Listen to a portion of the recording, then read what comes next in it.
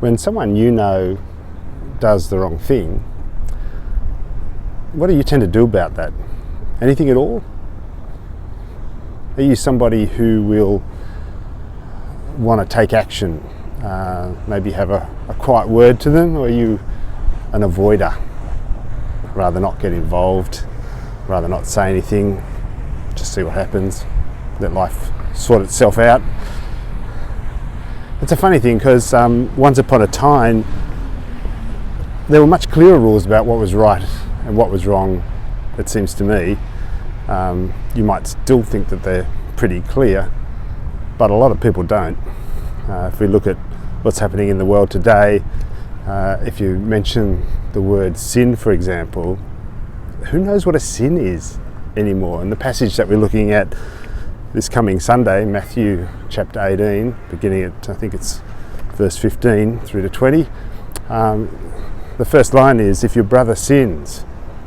And I can imagine people these days going, well, what does that even mean these days? But how we respond to each other's behaviour is quite critical for the stability of the society. And if we feel absolutely no accountability to one another, that definitely has implications for the strength of what we're doing as a society. And even though we don't seem to be very good at arriving at an agreed set of rules, for want of a better word, if there is no mutual accountability or mutual commitment to one another and one another's best interests, we are in strife as a society. So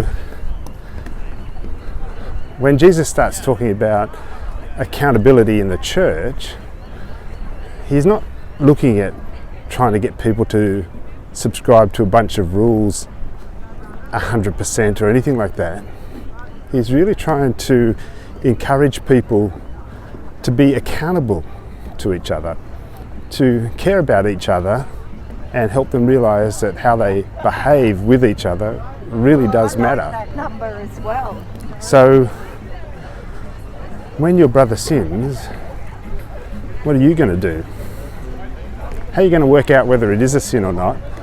What are the impacts that make that clear? And then what's the appropriate action to take? None of this is obligatory, really. It's all about how much you care about one another. It's all about the impact it's going to have in the way that the community holds together. So it's not a new law. It's really more like guidelines, as a certain captain would have once said.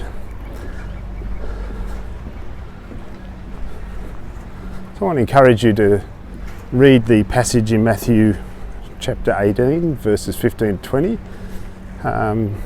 It also says some other things about getting together with other people so that it's not just your agenda that comes to the fore, but in fact, when we agree together, and I want to suggest that agreeing together is a lot harder than it first appears, but if we do agree together, then we're really onto something, and that's what this whole section of Matthew is about, ensuring that the way we care for one another is not just about one person's agenda over another.